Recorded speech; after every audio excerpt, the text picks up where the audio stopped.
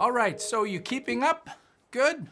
Learning lots, I hope? Wonderful. Thanks for sticking with this. Now let's get into the subject of audio. Audio can be a bit of a tricky subject, especially if you've recorded the audio yourself and it's not very good and you have to fix it. If you've got good audio, then the work in Premiere Pro is a lot easier. So let's look at both of those, fixing audio and also just enhancing audio. There's a whole bunch of effects that come inside Premiere Pro to help enhance audio, boost it, make it louder, and remove things like echo and noise. So we're going to look at that and the two different mixers that are in Premiere Pro. Okay, so let's talk about the tracks, because right now we've been dealing with stereo tracks. If we go back to our other sequence, you can see that this track has two of these waveforms in it, and this one also has two waveforms. These are called standard tracks. A lot of people will call these stereo tracks, but Premiere Pro just calls them standard because a standard track in Premiere Pro can contain both stereo and mono in one track. It's not right or wrong or good or bad, it's just the capability. Let me show you what it looks like when we have a mono track in here. Here's a mono clip, and I've opened it in the source monitor. You can see there's only one waveform. I also want to show you I've got no tracks down here for audio, but if I drag this in, a new track will be created for me. And if I open this up, you can see Premiere Pro created a standard track for me. It did not create a mono track when I dragged a mono clip in.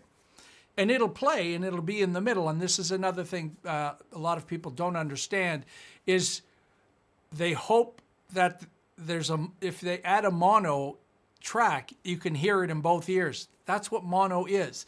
These are stereo earbuds. You've got stereo headphones or stereo speakers. When you stick a mono track in, it plays equally on both sides. It sounds like it's in the middle.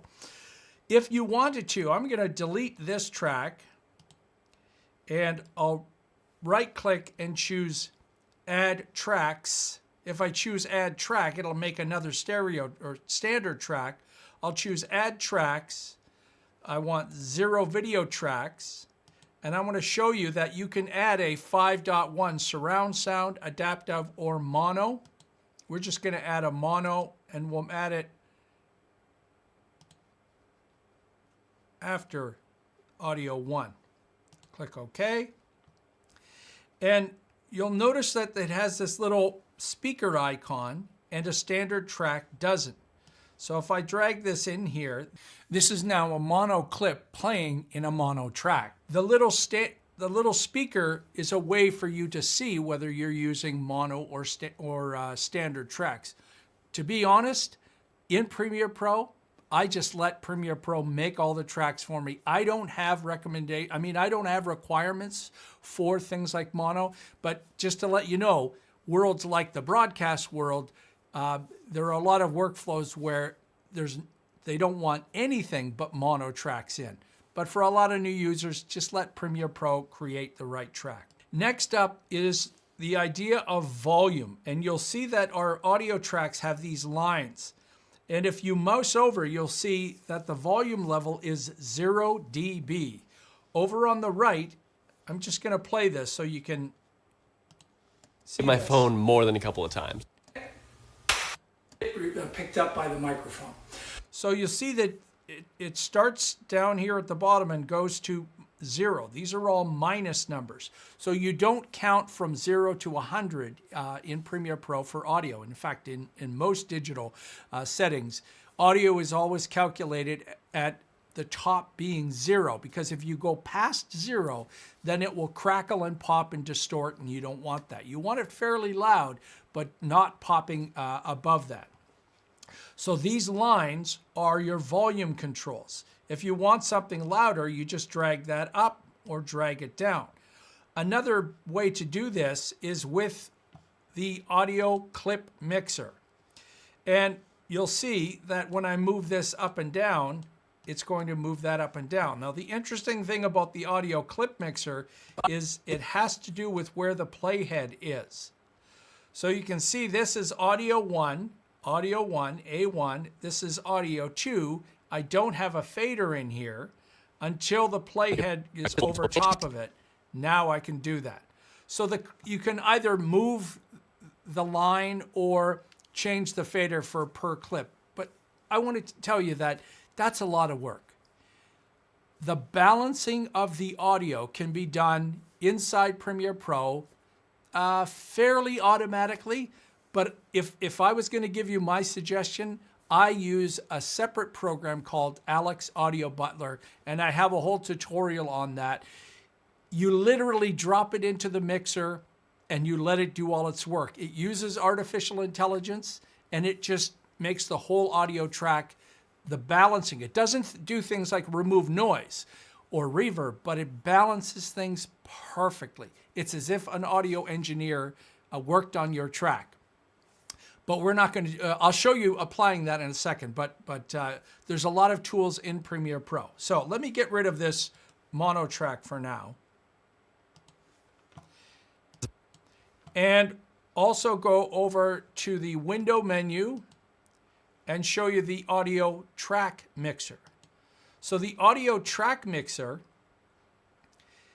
controls the volume of the whole track. So if I change this, it's not going to change that line.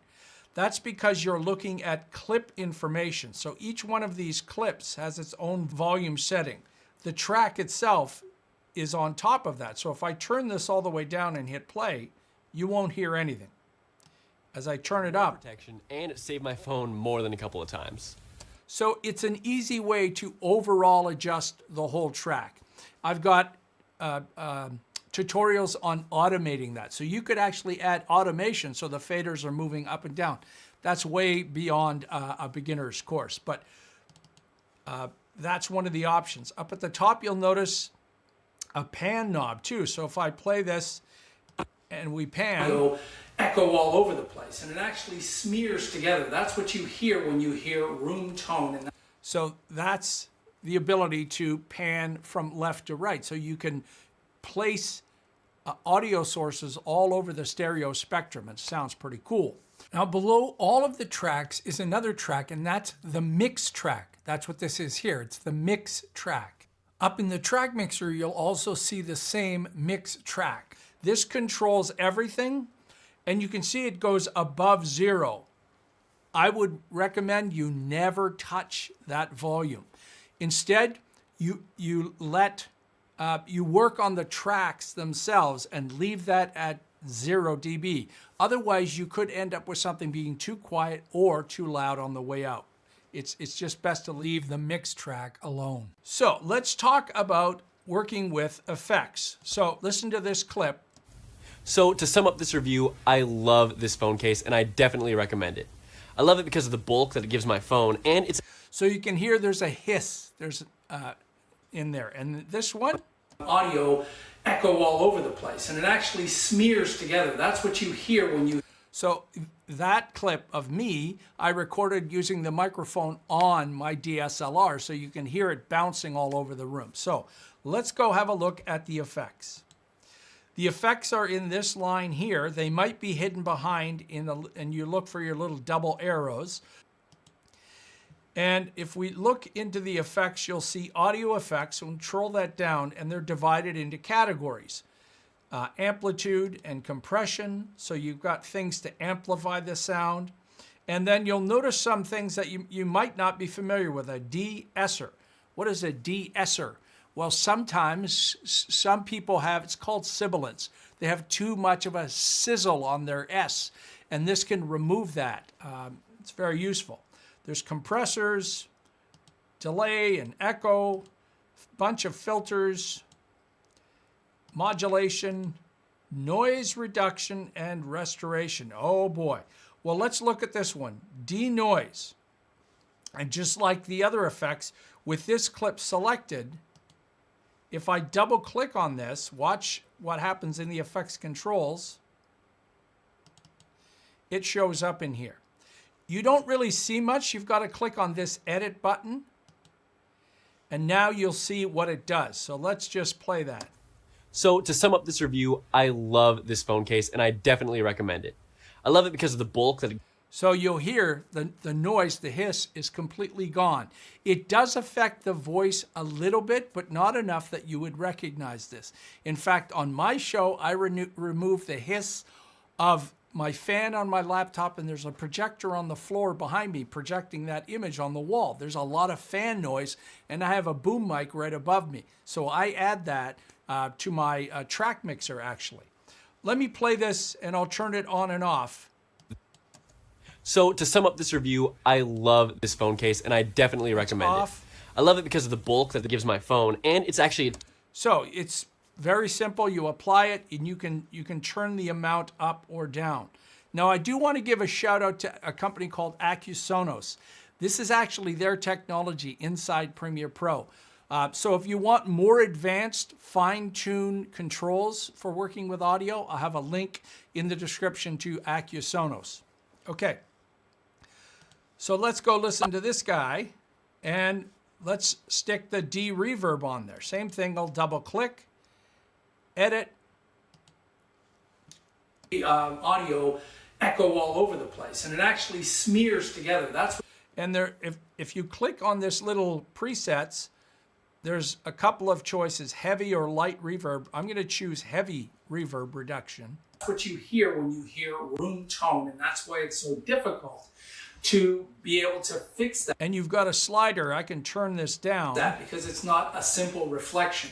It's actually a bunch of sound waves smearing together by the time they You can turn it all the way up. Mouth, hit all these surfaces, and then get picked up. So you're walking a fine line between changing the audio quality overall. There's a certain tonality that happens. It's almost like a metallic kind of effect if you push that too far. And you really have to set your expectations. You're never going to get the sound of audio on a busy city street to sound like somebody recorded it in a quiet recording studio. That will never happen. Way too many people think that you can push a button and do that. You can't. You know what Hollywood does when they record on the street? They re-record everything later and they match the speaking. That takes a lot of work to do that. You don't want to do that.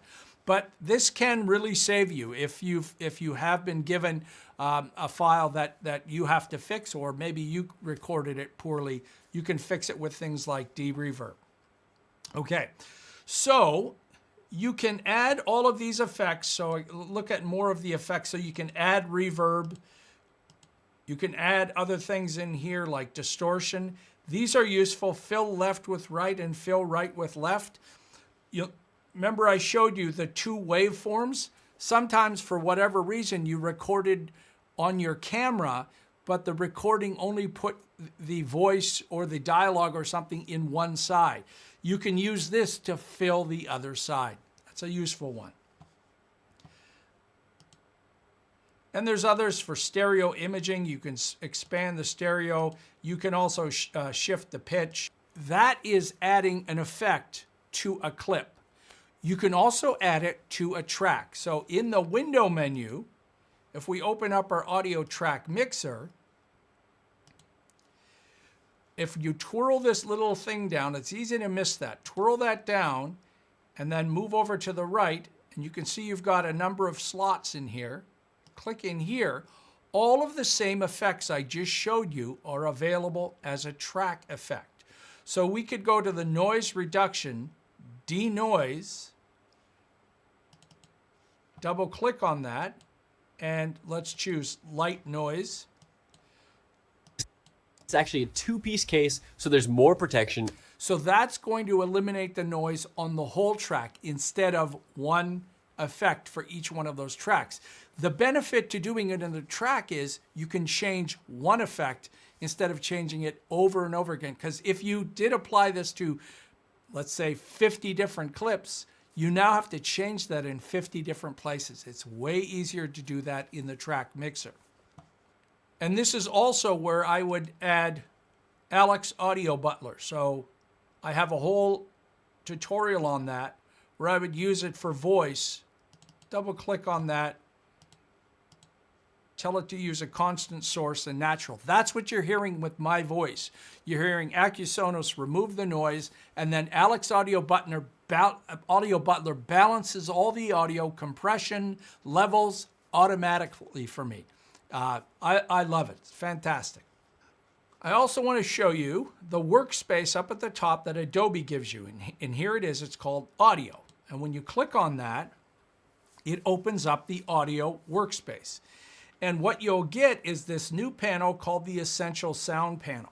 Adobe has done a really good job making this easier for you when it comes to a bunch of audio effects applied. So let's go back to our rough edit. And I'm going to apply effects to these clips.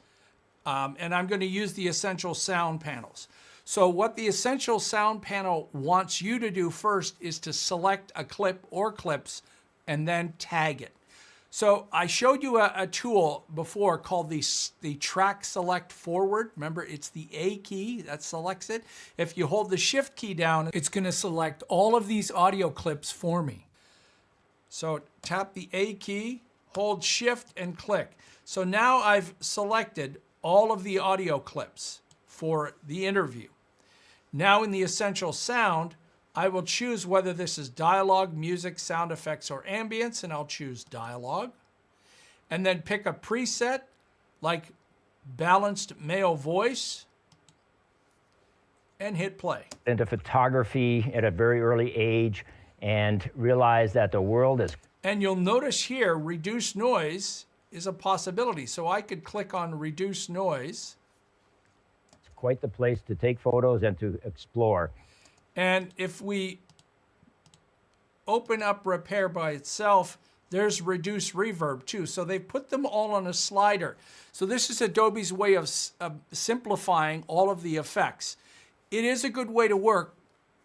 Again, I try to keep on the track mixer because what you've just done is if you've applied one of the tracks and we go to the effects, you've applied denoise, vocal enhancer, graphic EQ, dynamics processing, and de-esser. 1, 2, 3, 4, 5 times, let's say you had 50 clips. Well, you do the math. That's a lot of effects that are applied. Now, if you stay in the Essential Sound, you can move those sliders and affect all of them. So that's one way to work. Again, I prefer to do this all in the track mixer. So if I want to remove that, up in the top right, clear audio type, and hopefully they're removed. Yes, they're removed. I'm going to go back to my editing workspace.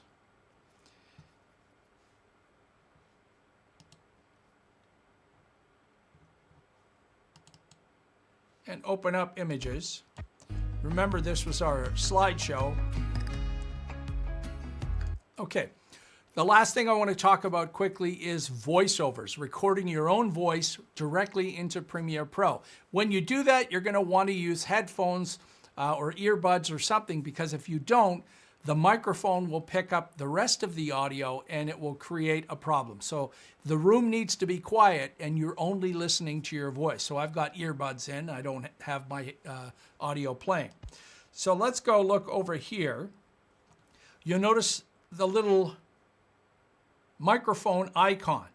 Before I click on that, right click in the same area and choose voiceover settings. And here you can see what you can name this. So I can name this Colin VO. I could pick the microphone that I'm using. I can choose a pre-roll and a post-roll. I'll turn the post-roll off. The pre-roll will count in 3 seconds and then it will start automatically recording. And you'll see there's the level right there, and that's because I've picked the right microphone. If you don't see that level, then Premiere Pro doesn't know what your settings are. You need to go to the Preferences, Audio Hardware, and pick your microphone. So I'm going to move this right here, and I'll push this button. It's going to count down, and then I'll start recording my voice. So these are some beautiful images that were taken by Jonathan through his travels through the years. And when I hit stop, you'll see it's recorded my voice. I'll just solo that. That S button is for solo. So these are some beautiful images that were taken by Jonathan. And if you look over on the left-hand side, remember I named mine voiceover, and there it is. So it's recorded a new clip and put it inside there. Notice I did not start recording my voiceover at the beginning. I do get comments by some people who try to do what I just did, and instead of the voiceover recording where I have the playhead jumps back to the beginning. I think you're just using an older version of Premiere Pro if that happens, because Adobe changed this in the last few versions that it will record where the playhead is. So if I need to move further down, I just hit record again and keep going, and it will add another one. I don't think you're using the right version. If you are, and it's still a problem, hit the I key for an in point, and it's going to record from that in point, but it shouldn't be a problem. So that gives you a good, basic idea. Audio can be a whole course on its own, but that gives you a basic idea. Like I said, I've got lots of tutorials with many different advanced looks at things like automation, noise removal, and a whole tutorial just on Alex Audio Butler that is unbelievable. Trust me, the comments I get back from some people